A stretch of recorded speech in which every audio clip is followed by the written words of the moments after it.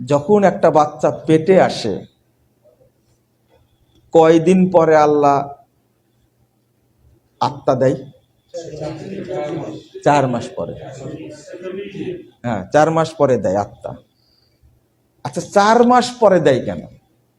এটা জন্মের 3-4 দিন আগে দিলে হতো না? বডি স্ট্রাকচার হয় না। না, এটা আগেও তো দিতে পারতেন, 4 মাস আগে আল্লাহ ইচ্ছা করতে পারতেন, কিন্তু 4 মাস পরে দেন কেন? বুঝেননি মনে, তাই না? কেন দেন? 4 মাস পরে আরো কতদিন থাকে? আরো 5 মাস। আরো 5 মাস থাকে, তারপরে বাচ্চাটা আসে। আল্লাহ চাইলে 2-3 দিন হওয়ার 2-3 দিন আগেও দিতে পারতেন, কিন্তু এটা 5 মাস আগে আত্মাটা দেন কেন?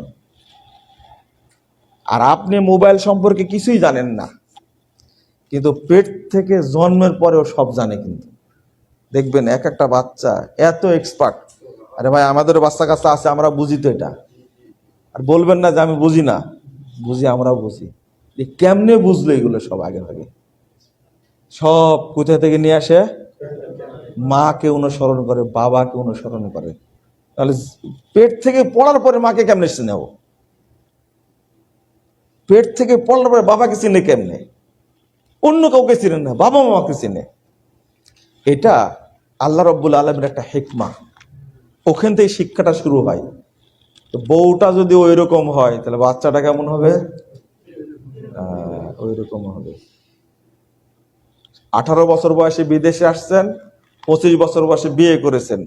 বিদেশি টাকার যে একটা প্রভাব দেখলেন না? কিছু না, এমন একটা মেয়েকে ধরে নিয়ে আসলেন, বাচ্চা কিন্তু ওইরকমই হবে, এতে কোনো সন্দেহ নাই।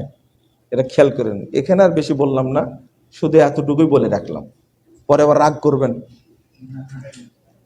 এইটা আপনারা খেয়াল রাখবেন, নিজের সন্তান বিবাহ দেওয়ার ক্ষেত্রে একটু কি থাকবেন? সচেতন থাকবেন। পৃথিবীতে আজ পর্যন্ত রেকর্ড নাই যে আমের আঁটি থেকে জাম গাছ হয়েছে। হয়েছে? আপনার দেশে হয়েছে? নোয়াখালীতে, চাপায়ে, দিনাজপুরে হয়েছে নাকি? শেখ হ্যাঁ, তালের আঁটি থেকে পৃথিবীতে কোনোদিন নারকেল হয়নি। হয়েছে? আপনি এতটুকু বুঝলেই হবে। তারপরে আসি